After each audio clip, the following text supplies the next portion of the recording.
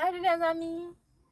Ce matin, on va voir la Première Guerre mondiale, la Deuxième Guerre mondiale, le procès de Nuremberg, le Tribunal pénal international pour l'ex-Yougoslavie, TPY, le TPIR, Tribunal international de Rwanda, la Cour pénale internationale, la CPI.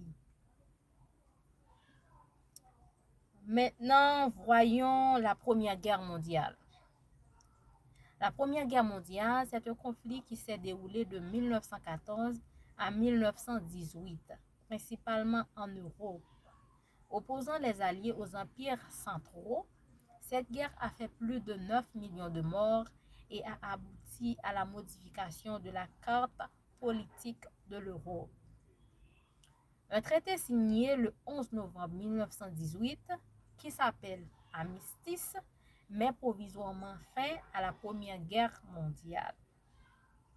Le 28 juin 1919, la date de signature du traité de Versailles, qui va donner naissance à la SDN. La Deuxième Guerre mondiale fut le conflit le plus meurtrier de l'histoire. De 1939 à 1945, les combats se sont déroulés sur tous les continents, causant des millions de victimes aux deux camps, les Alliés et les forces de l'Axe. Il a fait plus de 60 millions de morts. En ce sens, on a créé l'ONU avec pour mission d'éviter un troisième conflit mondial. Le procès de Nuremberg du 20 novembre 1945 au 1er octobre 1946, soit 10 mois, c'est là créé l'expression crime contre l'humanité. Le procès de Nuremberg est un procès historique à plus d'un titre, alors que les dignitaires nazis doivent répondre de leurs actes devant la justice.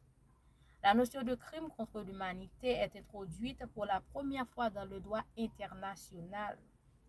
On les condamne à des mois d'emprisonnement et d'autres à la peine capitale. Après le procès de Nuremberg, le tribunal de Nuremberg a cessé d'exister. Le tribunal pénal international pour l'ex-Yougoslavie, TPIY.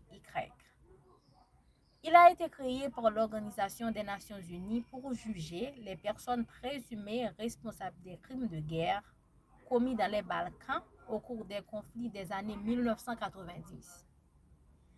Depuis sa création en 1993, le tribunal a radicalement transformé le paysage du droit international humanitaire et permis aux victimes d'être entendues, de témoigner des atrocités et de décrire leurs souffrances. Le TPIR a été le premier tribunal international à rendre des jugements contre les personnes présumées responsables des génocides. Le TPIR a également été la première institution à reconnaître le viol comme un moyen de perpétrer le génocide. Et enfin, on a la Cour pénale internationale qui est la CPI. C'est une juridiction permanente destinée à punir les crimes les plus graves contre le droit humanitaire international. Lorsque les criminels ne peuvent être jugés dans leur pays, les statuts de la CPI ont été adoptés lors de la Convention de Rome du 17 juillet 1998.